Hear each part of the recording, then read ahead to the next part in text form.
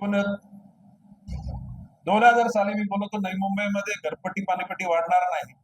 तर 2000 पासून 2020 झालं आणि प्रशासक यंत्रणेत सुद्धा मी आयुक्ताला सांगितलं होतं की 5 पैसे वाढवायचे नाहीत. आणि आता आम्ही पुन्हा ह्या निवडणुकीच्या वेळेला पुढचे 20 वर्ष घरपट्टी पाणीपट्टी वाढणार नाही याची हमी दिलेली आणि ती वाढणार नाहीच.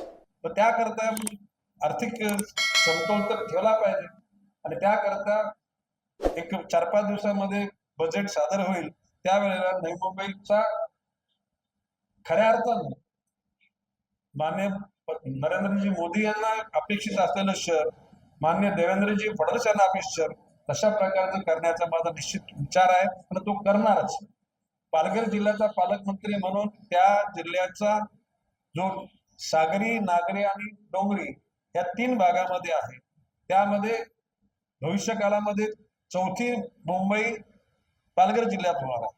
चौथं एअरपोर्ट पालघर जिल्ह्यात. एशियामध्ये 10व्या क्रमांकाचं जे पोर्ट म्हणजे आपण त्याला डॉक म्हणतो, ती पालघरमध्ये होणार.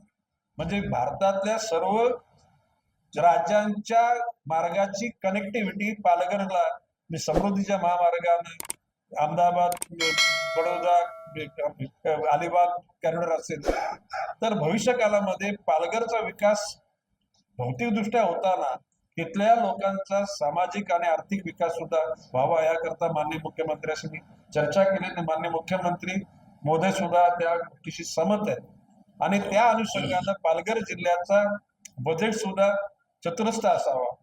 आणि नंतर राहिला वन खात्याचं. मी वन खात्याचं बोललो. बजेट म्हणजे वन खात्याची जबाबदारी, पालघर जिल्ह्याचा पालकमंत्री म्हणून जबाबदारी आणि नवी मुंबई शहराचा नागरिक म्हणून जबाबदारी, या 3 स्तरावर तुम्ही करणारच आहे.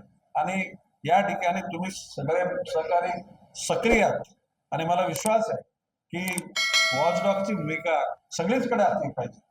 म्हणजे माझं म्हणणे नवी मुंबईतल्या विरोधकांना माझं म्हणणे, नवी मुंबईमध्ये भ्रष्टाचार होत असेल तर रोखण्याचं काम तुम्ही करा. चुकीच्या पद्धतीने कुठली गोष्ट पण करीत पाहत असेल तर त्याला अलाव करायचं नाही. आणि ते करताना पार्लमेंटरी लँग्वेजचा वापर करावा जेणेकरून कोणी दुखावणार नाही, कोणाच्या भावना म्हणजे अतिशय जखमा त्यांना होणार नाही. आणि मला वाटतं मी वन विभागाची, पालघर विभागाची आणि नवी मुंबईची रूपरेखा तुम्हाला मी सांगितली. साधारण 2 महिन्यानंतर मी त्याचा आखीव रेखीव फिगर फॅक्ट आपल्या समोर येईल. म्हणजे नवी मुंबईचा म्हणजे आता तसा बघा, नवी मुंबईचा असं का मी काय महापौर नाही, परंतु तिथला नागरिक म्हणून आणि त्या शहरात राहिलेला आणि त्या शहराचा हितचिंतक म्हणून आणि त्या 1995 पासून तर 2029 पर्यंत ना, का 30 पर्यंत 29 पर्यंत या सत्तेचा सल्लागार म्हणून नवी मुंबई, पालघर जिल्हा आणि वन विभाग याचं संपूर्ण चित्र आपल्या समोर आणि आपल्याशी हितून करण्यामध्ये मला आनंद वाटेल.